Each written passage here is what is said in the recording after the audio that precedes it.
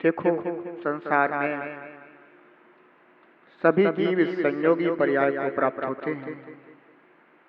पर्याय मनुष्य रूपी संयोगी पर्याय बहुत दुर्लभ होती है।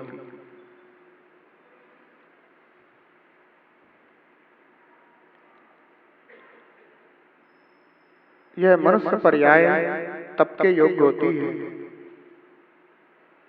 इसलिए आचार्य भगवान हमें इस छंद में तप करने की प्रेरणा प्रदान करते हैं। आइए छंद पढ़ते हैं।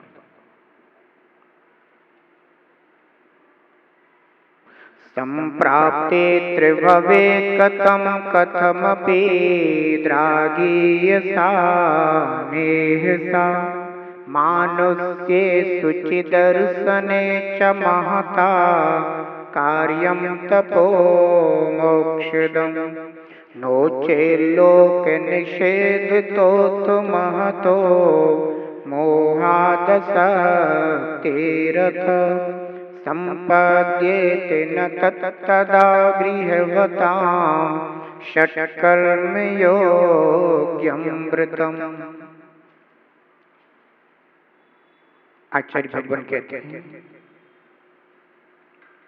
अनंत काल के बीत जाने पर इस संसार में बड़ी कठिनता से मनुष्य जन्म के मिलने पर तथा सम्यक दर्शन के प्राप्त होने पर उत्तम पुरुषों को मोक्ष को देने वाला तप अवश्य करना चाहिए। यदि लोक निंदा से अथवा प्रबल चारक मोहिनी कर्म के उदय से अथवा असमर्थ पने से तप ना हो सके तो ग्रस्तों के योग्य जो षट कर्म हैं, देव पूजा, गुरु सेवा, स्वाध्याय आदि इन कर्तव्यों का पालन अवश्य करना चाहिए और श्रावक के व्रत अवश्य धारण करना चाहिए।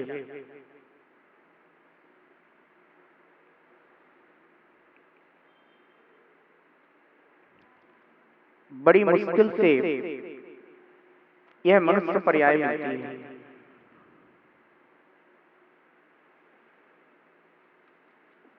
निगोष से यात्रा की है, नाना योनियों में परिभ्रमण किया है, स्थावर काय, त्रस्त काय, उन सब में जन्म मरण करते हुए, जन्म मरण धारण करते हुए पुण्य योग से यह मनुष्य जन्म प्राप्त हुआ है।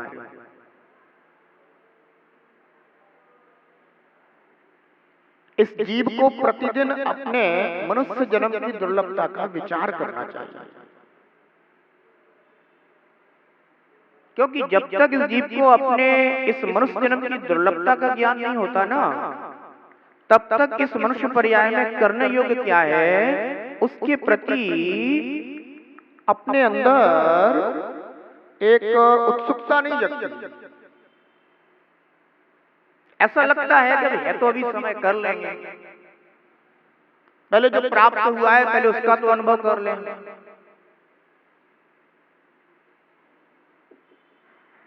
इसलिए जीव को इस दुर्लभता का अवश्य चिंतन करना चाहिए। एक गरीब का बेटा हो ना, बहुत ही जिसने दरिद्रता में अपना जीवन व्यतीत किया हो,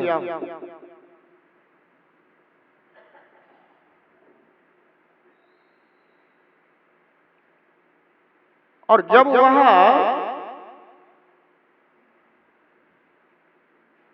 पढ़ लिख करके सफलताओं को प्राप्त करता है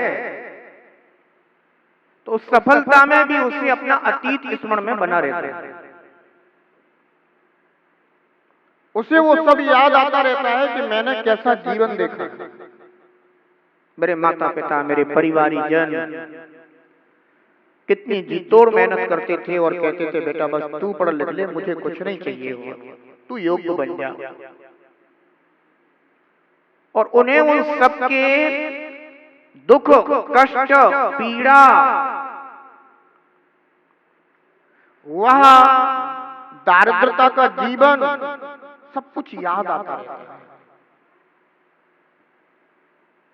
कहते हैं ना कि व्यक्ति को अपनी औकात नहीं भूलना चाहिए। चाहे आदमी कितना भी बड़ा क्यों ना हो जाए, पर फिर भी उसे अपनी औकात नहीं भूलना चाहिए। उसे अपना अतीत स्मरण में रखना चाहिए कि मैं किस किस तरह से आज यहां तक पहुंचा हूं। क्योंकि वो चीजें याद रहती हैं तो अपने अंदर दूसरों की पीड़ाएं भी समझ आती हैं। और यदि व्यक्ति सर्व साधन सुलभ हो और उसने अपने उस अतीत को कभी महसूस ना किया हो, तो वो कभी दूसरों की पीड़ा को महसूस नहीं कर सकता। कहा जाता है ना कि जाके पैर फटी ना बीमाई, वो का जाने पीर पर आई। जिसके स्वयं के पैर में कभी बीमाई ना फटी हो तो उसकी क्या पीड़ा होती है वह अनुभव नहीं कर सकता। इसलिए जिस जीव ने स्वयं मनुष्य जन्म प्राप्त करने के पूर्व स्थावर एवं त्रस्त पर्यायों के दुख, पीड़ा, कष्ट और इस मनुष्य पर्याय की दुर्लभ यात्रा का चिंतन किया हुआ है, विचार किया है कि अरे रे मैं किन किन पर्यायों में भटकता रहा, कैसे कैसे घने दुख भोगता रहा। कभी कर्म फल चेतना था, कदाचित कर्म चेतना भी हुआ, तो केवल मैंने अशुभ कर्मों का ही बंद किया, दुखदायक कर्मों का ही बंद किया। अपने लिए जो भी मैंने उपाय किए वे भी सब हमारे लिए एकमात्र दुख प्रदान करने वाले ही हुए। ऐसी महान पीड़ाओं के बाद आज मेरा इस मनुष्य पर्याय में, मनुष्य योनि में, मनुष्य के रूप में जन्म हुआ है। बंधुओं, मनुष्य जन्म प्राप्त करने के बाद जो कुछ भी अनुकूलताएं दिखाई दे रही हैं, ये अनुकूलताएं उपयोग करने के लिए है, भोग उपभोग करने के लिए नहीं है।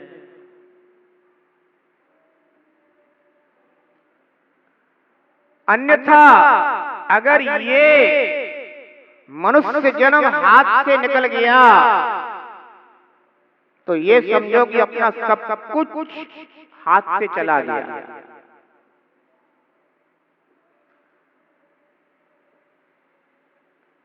यही कारण है कि आचार्य भगवान कहते हैं अनंत काल के बीत जाने पर वर्तमान में मनुष्य जन्म कितने समय के लिए मिला है बता दें।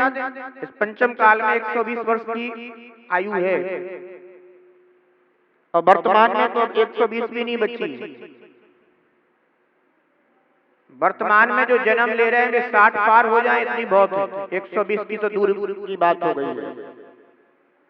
60 के ऊपर भी वो हैं जो और पहले जन्म में, चलो 80 तक पहुंच जाएंगे। भगवान महावीर स्वयं 72 वर्ष में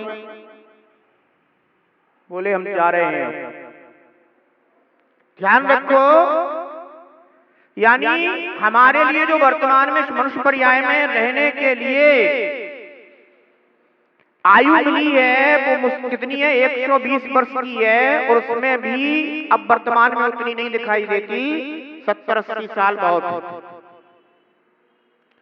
चिंतन करना चाहिए कि मनुष्य पर्याय में रहने के लिए हमें केवल इतनी सी आयु मिली है, उसके पहले मैं अनंत काल व्यतीत कर चुका हूं अन्य पर्यायों में।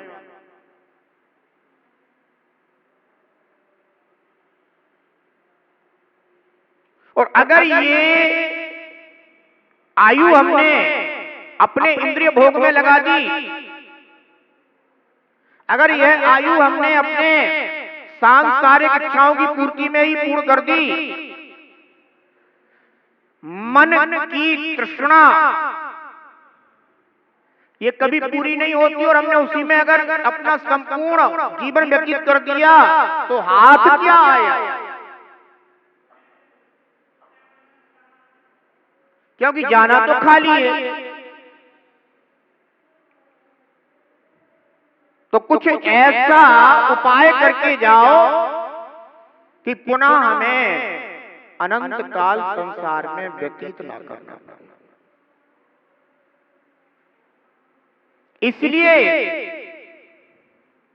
आचार्य भगवान ने बताया था कि सम्यक दर्शन धारण करो, जिससे कि हमारा संसार छिद जाए, भिद जाए, मिट जाए, नष्ट हो जाए और हमारा मोक्ष मार्ग प्रशस्त हो जाए।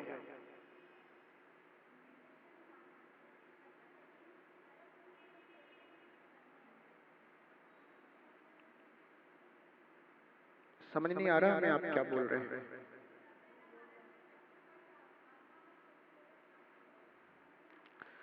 तो कहने का तात्पर्य है, सम्यक दर्शन का तात्पर्य होता है सच्ची श्रद्धा। इतना तो सभी जानते हैं कि सच्ची श्रद्धा जब तक जीव को नहीं होगी, और सच्ची श्रद्धा सबसे पहले चाहिए सच्चे देवता गुरु के प्रति, क्योंकि जीव कदाचित तत्व की बात कितना भी सुन ले, पर जब तक सच्चे देवता गुरु की श्रद्धा नहीं आएगी, वक्ता की प्रमाणता से ही वचन प्रमाणित माने जाते हैं। इसलिए वक्ता की प्रमाणता का निर्णय सबसे पहले करने की आवश्यकता है। जीव ने आज तक वक्ता की प्रमाणता निश्चित नहीं करी, तो सच्चे देव, सच्चे शास्त्र, सच्चे गुरु का सच्चा दृढ़ श्रद्धांजलि चाहिए। फिर उनके वचनों में आया हुआ जीवादि तत्वों का श्रद्धांजलि चाहिए। उन्होंने जो जीवादि पदार्थ कहे हैं, या जीवादि द्रव्य कहे हैं, या जीवादि तत्व कहे हैं, या जीवादि अस्थिकाय कहे हैं, उनका भी यथार्थ स्वरूप निर्णय में होना चाहिए।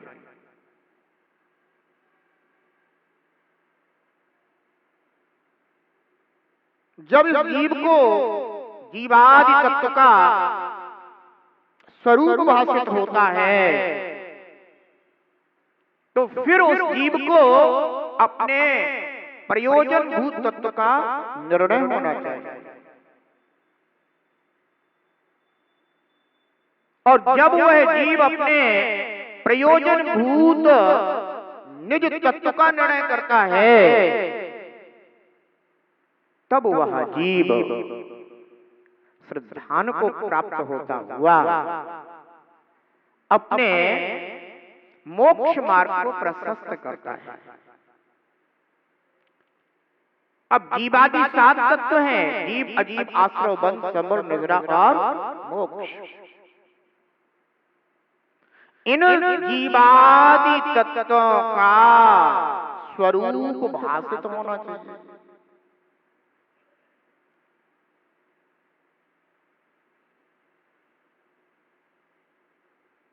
ध्यान रखना। फिर इन तत्वों के स्वरूप में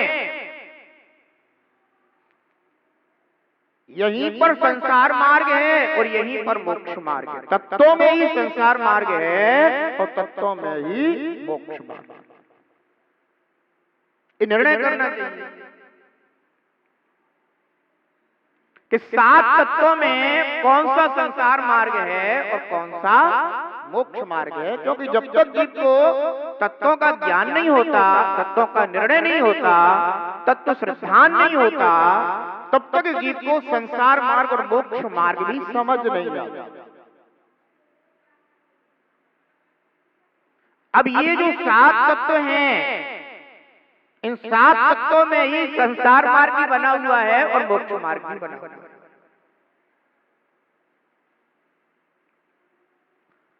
अब जो जीव तत्व है ये तो सभी जानते हैं, जिसमें ज्ञान दर्शन पाया जाता है, जानना देखना, यह जो उसका चैतन्य स्वरूप वह क्या है? जीव। और जिसमें ज्ञान दर्शन नहीं है, जानना देखना नहीं है, चेतनता नहीं है, वो क्या है? अजीब। तो इन दो तत्वों को जानने से इतना तो विचार आ जाता है कि मैं तो जानने देखने वाला जीव तत्व हूँ, चेतन स्वरूप हूँ। अब इस मेरे से भिन्न जो भी अचेतन है वह मेरा स्वरूप नहीं। अब ये जो आश्रव बंध है, अब हमें संसार मार्ग और मोक्ष मार्ग का निर्णय करना है।